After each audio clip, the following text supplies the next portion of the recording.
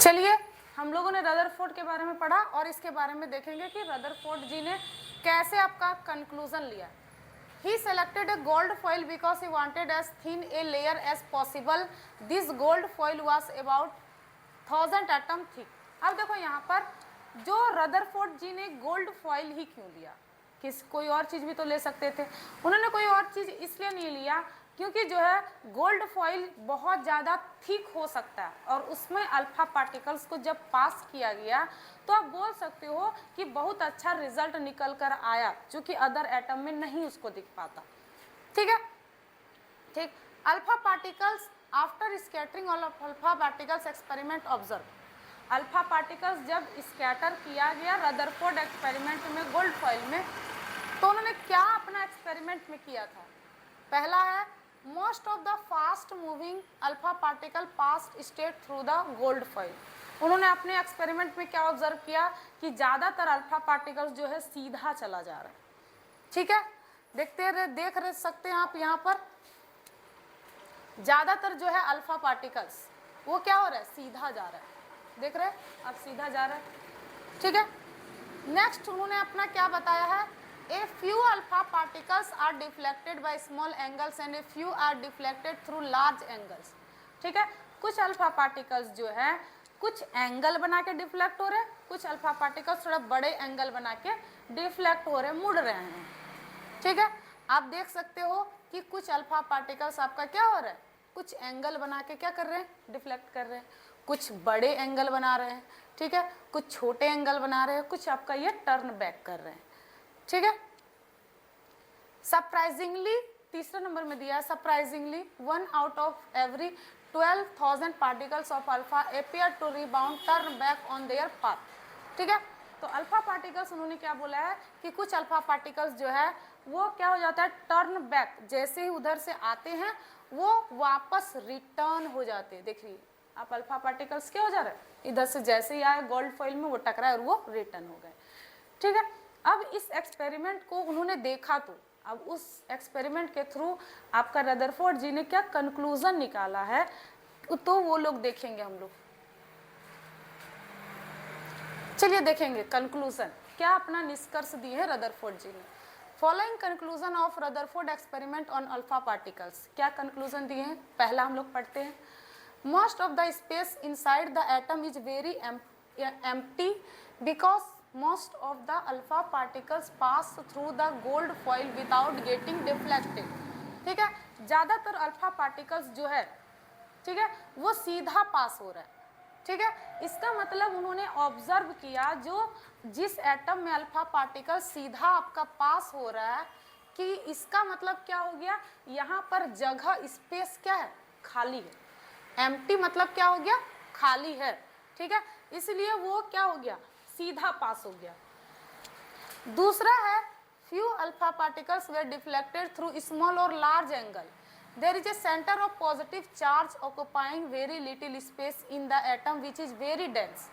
उन्होंने दूसरा कंक्लूजन अपना ये दिया कि जो एटम में अल्फा पार्टिकल्स है, ठीक है, वो कुछ अल्फा पार्टिकल्स जो है आपका जो है कुछ लार्ज एंगल बना रहे हैं, कुछ स्मॉल एंगल बना रहे हैं।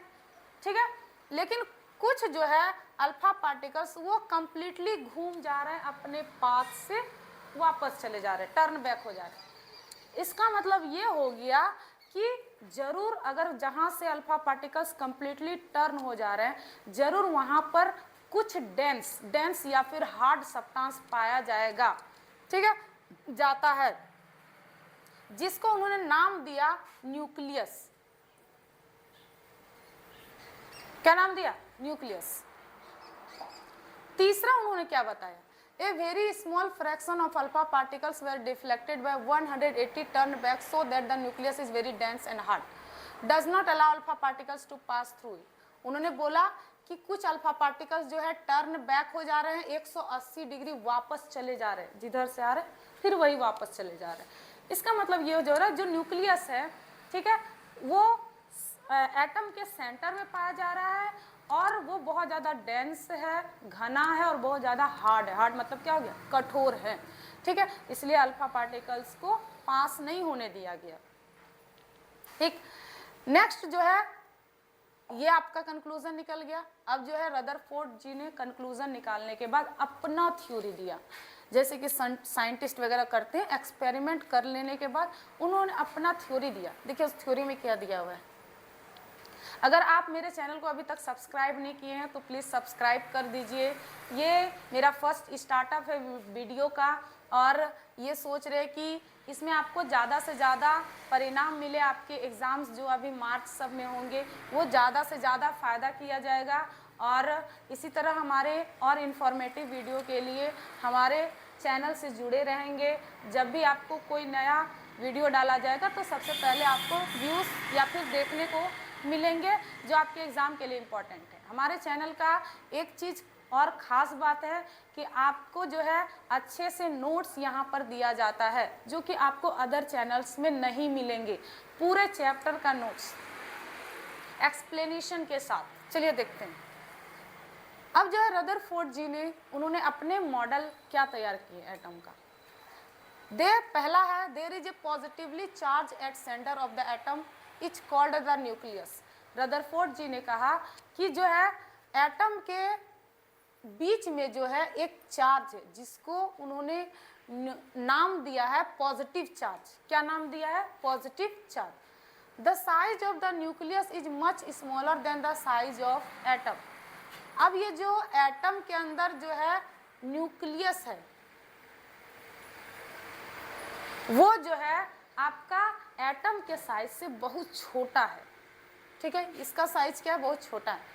The nucleus is very dense and hard. जो न्यूक्लियस है वो बहुत ज़्यादा घना है और हार्ड। हार्ड मतलब क्या होगा? कठोर है। चौथा नंबर उन्होंने अपना क्या थ्योरी दिया हुआ है? The electron revolve around the nucleus in circular path. उन्होंने क्या दिया कि जो एटम में न्यूक्लियस के चारों बगल आपका जो है क्या घूम रहा है? इलेक्ट्रॉन। न्यूक्लियस के चारों बगल इलेक्ट्रॉन घूम रहे हैं। ठीक है, और ये कैसा घूम रहा है? Circular path. और यही वाला थ्योरी इनका चौथा नंबर थ्योरी कि इलेक्ट्रॉन जो है सर्कुलर पाथ में घूमे जा रहा है। ठीक है, यही वाला थ्योरी उनका गलत हो जाता है। ठीक है, अब देखिए जैसे कि अब इनका एक थ्योरी गलत हो गया तो इनका लिमिटेशन या फिर ड्रॉबैक मतलब कुछ कमियां पाई गई रदरफोर्ड जी का। तो आप देखोगे इस ड्रॉबैक में क्या दिया हुआ है, क्या पढ़ते हैं? Limitation of Rutherford model of an atom. ठीक, an electron accelerating around the nucleus would continuously emit electromagnetic radiation and lose energy, therefore it would eventually fall into the nucleus and the atom would collapse। अगर मान लीजिए एक आपका atom है, ठीक, atom के अंदर न्यूक्लियस है, ठीक है, और इसके अगर चारों बगल इलेक्ट्रॉन घूमते जा रहा है, आपका इलेक्ट्रॉन घूमते जा रहा है। अगर इलेक्ट्रॉन कभी भी लगातार घूमते जा रहा है, इसका मतलब क्या एनर्जी रेडिएट करेगा? इलेक्ट्रोमैग्नेटिक रेडिएशन और लूज एनर्जी करेगा। ठीक है, लेकिन हम लोग क्या जानते हैं कि जब इलेक्ट्रॉन मूव करता है तो अगर वो आपका जो है एनर्जी लूज करेगा तो जितना भी एटम है आपस में क्या हो जाएंगे? टकरा जाएंगे। कोलैप्स का मतलब क्या हो जाना? टकरा जाना। तो ये कंक्लूजन गलत हो गया, क्योंकि कोई भी एटम आपस में नहीं टकराता है, अपने जगह पर ही अस्थिर रहते हैं। ठीक, अब इनका एक थ्योरी गलत हो गया, जिसके चलते जो है नया मॉडल ऑफ एटम आया, जिनका नाम दिया गया है बोर्स मॉडल ऑफ एटम। ठीक, अब इन्होंने एक साइंटिस्ट है जिनका नाम है बोर्स मॉडल ऑफ एटम। चलिए इनका क्या थ्योरी दिया गया है। ठीक है, this bourse model of atom, this model was given by Niels Bohr. Niels Bohr का एक साइंटिस्ट थे जिन्होंने 1922 में अपना एक थ्योरी दिया हुआ है स्ट्रक्चर ऑफ एटम कैसा होना चाहिए। He got the Nobel Prize for his work on the structure of atom। ये देखिए इनका जो है नोबेल प्राइज, इसको बोर्स मॉडल को जो है नोबेल प्राइज से सम्मानित किया गया है इनके एटम का। अब इनका एटम जो है अभी तक तो गलत साबित नहीं हुआ है, और आने वाला टाइम में देखिए और नए नए साइंटिस्ट आएंगे तो क्या आपका आविष्कार किया जाएगा।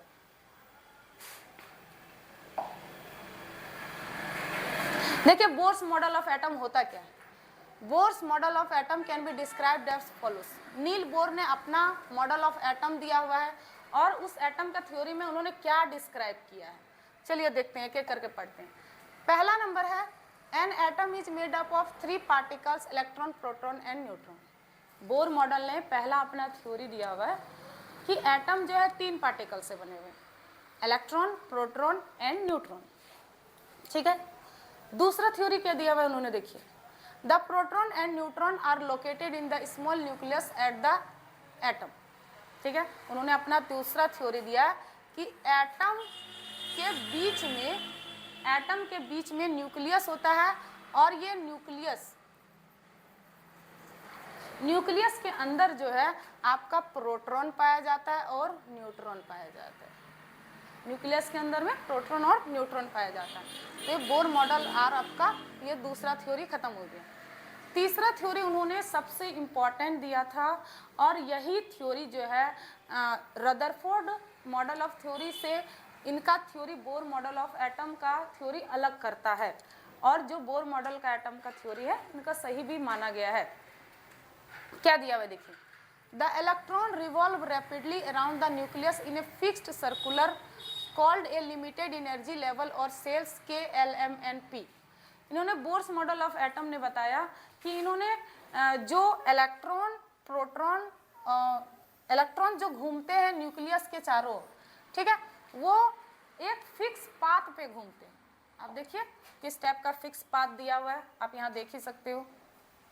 ये आपका फिक्स पाथ में घूमते हैं कि ये आपका देखिए, ये आपका बड़ा सा एटम है, ठीक है, एटम है, यहाँ बीच में क्या है, न्यूक्लियस, आप देख ही रहे हो न्यूक्लियस।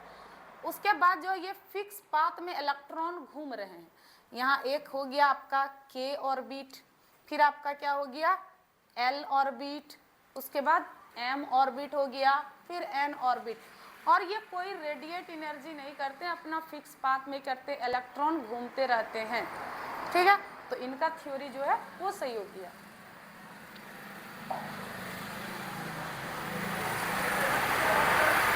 चौथा क्या है, while revolving in discrete orbits the electron do not radiate energy. सबसे इंपॉर्टेंट दिया हुआ है कि जब ये आपका इलेक्ट्रॉन मूव करता है न्यूक्लियस के चारों बगल तो कोई भी एनर्जी नहीं निकलता है, कोई भी ऊर्जा नहीं निकलता है।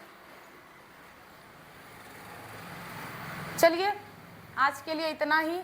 आशा करूंगी कि मेरा वीडियो आप लोगों को अच्छा लगा और ऐसे ही वीडियो पाने के लिए हमारे चैनल को सब्सक्राइब कीजिए, सपोर्ट कीजिए। आपका बहुत बहुत धन्यवाद। Thank you.